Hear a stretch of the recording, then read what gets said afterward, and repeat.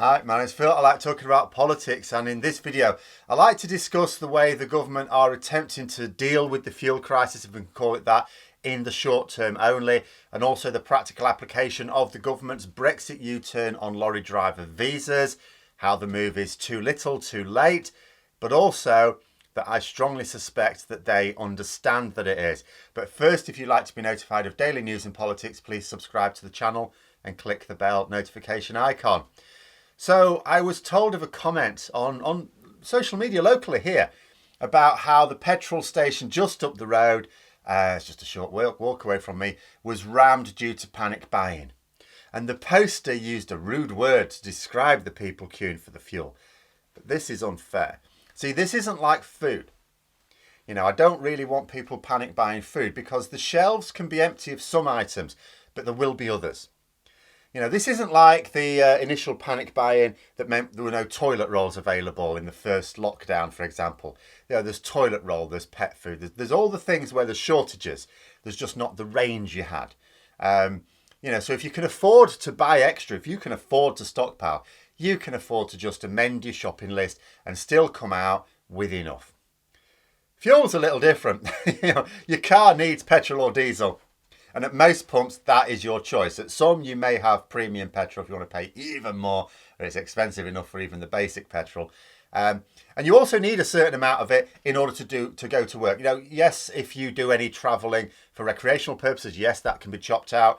But there's a lot of people have to travel a long distance. If I was still doing the part-time teaching this year that I was last year, that would be a lot of travel for me. I would be worried about this. I could be in real trouble. You know, you can't tell your car to consume less but still do the same mileage.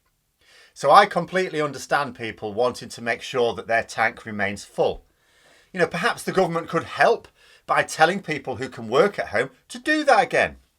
You know, wouldn't just help with the pandemic but reduce the demand for fuel as well. You know, my partner next week, because some boss in her department is a cretin, is having to drive with a load of other people from her office here over 100 miles away to Manchester for a physical meeting. This was insane on so many levels. But with the fuel shortages, well, what if someone gets stranded? They're going to have to make sure their tank is full to get there and back. They can't rely on being able to get petrol on the way. You know, and all ministers are trying to do at the moment is claim that there are no shortages, that it's just down to the panic buying. But, you know, there are a few problems with this. You know, one, it's the same government who denied all sorts of other problems that are now undeniable, like food shortages. Oh, there's no food shortages. You know, so, and related to both COVID and Brexit, are people really going to believe the government? Secondly, an actual shortage did spark the panic buying. Now, it may well be that the shortage was just in one little area and that's where it would have remained and it would have been over in a few days and it wouldn't have spread. And you know, I'm quite happy to accept that. But how can you prove that to people? And then third and most importantly, it really doesn't matter what's causing the shortage. There is a shortage. Like when there was the panic buying last March, April. I think it was last April. I didn't go mad. I didn't, because you can see the thing, a few people panic buy, then you see gaps, and other people go, oh, well, it might all be gone soon. I'd better buy a load as well. I didn't do that. You can just not do that and still be fine. With fuel, you can't. If you cannot reliably, you know, nip into a petrol station and get fuel that you need to travel to work, of course you're going to get fuel whenever you can. Instead of filling up once a week, of course you're going to go in every day if you can, if there's fuel available, in order to make sure that you're covered. Apart from anything else, it's been rationed now anyway, so you can't get your week's worth. If you do a lot of travelling for it, you can't get your week's worth. What sort of idiot would drive past a petrol station where they could get fuel right now, wait until they've got like a quarter of a tank left, then risk there not being any at all, because we're now being told that the problems are going to get worse before they get better. That's today's news. You know, perhaps the best hope is that people, you know, start to go and fill up off-peak times, and then it calms people down, and then it sort of settles down again. You know, maybe like at the day, pay at the pump things at night or something like that, and the problem peters out. I don't know. I don't know how realistic that is. It was a different cause, but I remember the fuel crisis 20 years ago. That took a while to sort out. But then we come to the Brexit U-turn on lorry driver visas, prompted by this latest crisis. Now, when I discussed this, it was yesterday, wasn't it? The news was still fresh. I mean, I'd actually, recorded it on Friday. The news was just fresh. And I wondered if the government would put a cap on visas or just allow as many as were needed. And if they did apply a cap, if it would be enough. So the next thing I know, we're going to go on a bit of a journey here. Look, don't worry, it doesn't use fuel. The next thing I know, I'm reading a report of a cap of 5,000 lorry drivers. Now, don't imagine that this is woefully short of requirements just because we're told we're short of about 100,000 drivers. We're short of 100,000 drivers. We don't need 100,000 drivers to stop this being an emergency, but we can cope with shortages. When we had freedom of movement, there were still shortages of lorry drivers. So it wouldn't necessarily be credible to compare those 5,000 visas with 100,000. So what do we compare it to? Well, what changed a shortage into a critical shortage were three things. The first, which is the Brexit link, which is the thing that doesn't apply in EU countries, is that there seems to be about 20,000 EU lorry drivers left Britain during the pandemic and have not returned and are not going to return. Secondly, we had roughly the same number, thereabouts, who were based in Britain and wanted to do their test but couldn't because of the pandemic. So potentially some of those may not have passed, but potentially there's a large chunk of drivers there. Finally, but then that applies in the EU as well. So we can't say that alone would deal with it because other EU countries have that same problem. Finally, we had lorry drivers retire or at least leave the profession for other work. At the end of the day, when we have Brexit shortages of workers in other sectors and lorry driving doesn't pay that great, that work can look decent for some former drivers.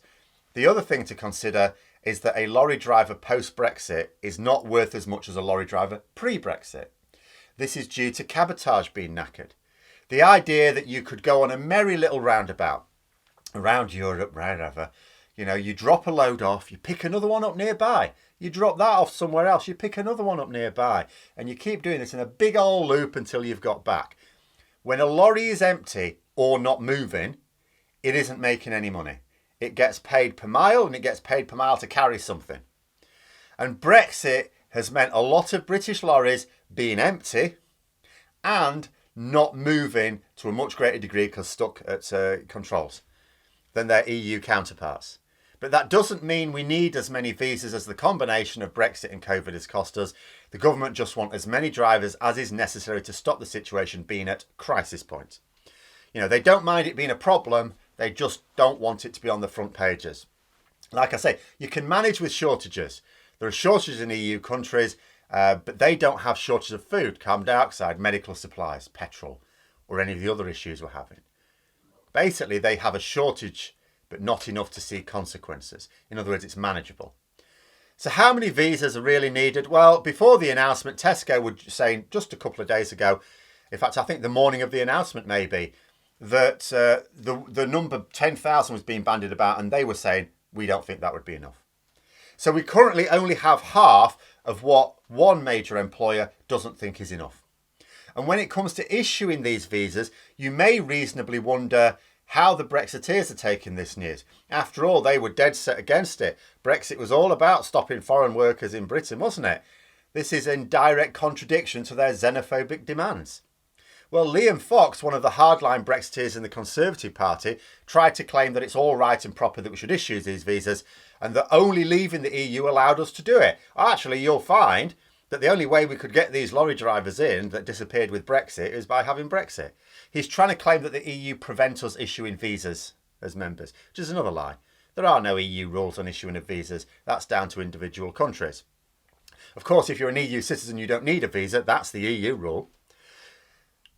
And that's all there is to it. So, and EU citizens don't need visas to work elsewhere in the EU. So why would they go to the hassle of wanting a visa to come here? There was no paperwork before. Now it's too much of a hassle.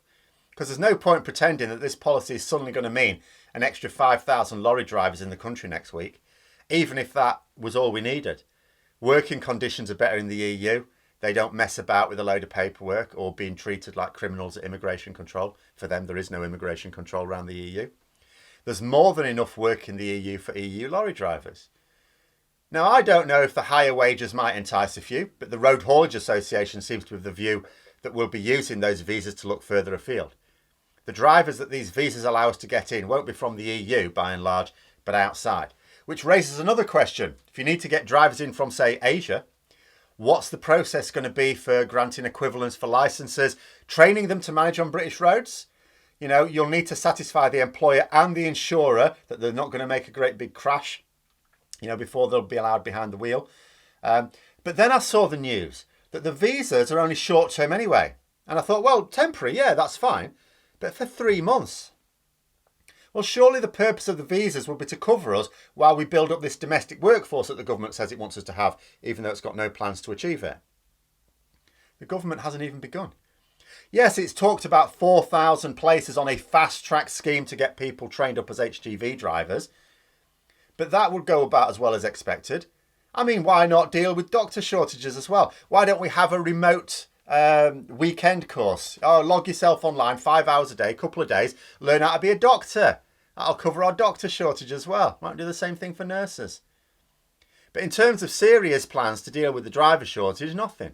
The EU have been pushing reforms to make driving a more attractive career. We haven't.